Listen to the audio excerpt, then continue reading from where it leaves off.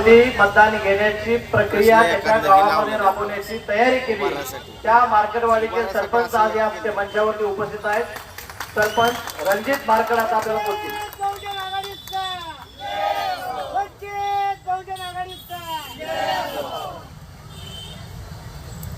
नमस्कार।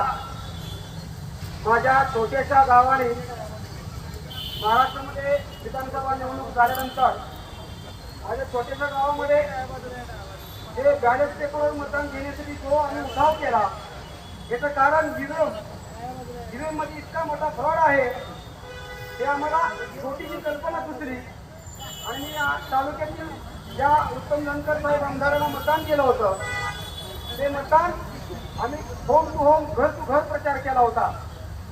त्याच्यामध्ये माझी 12ची बॉडी व 13वा सरपंच अशा उद्देशाने आम्ही जे विधानसभाचं मतदान झालं त्याच्यामध्ये जवळजवळ गेल्या 5 महिन्यापूर्वीच लोकसभा निवडणूक झाली होती।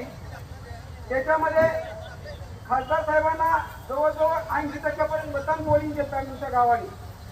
शिवाय आमच्या गावचा एक इतिहास आपण गेले 25 वर्षापासून जो कोणी याच्याला निवडलं किंवा ज्याला मतदान द्यायचं ज्याच्या पाठीमागे जायचं त्याला जवळजवळ 80 ते 90% मतदान आमच्या गावचा गेले 25 वर्षापासून इतिहास आहे। मी सुद्धा जनतेतून सरपंच होताना 19 पैकी 17 मतदान मला माझ्या गावात निवडून दिलं होतं।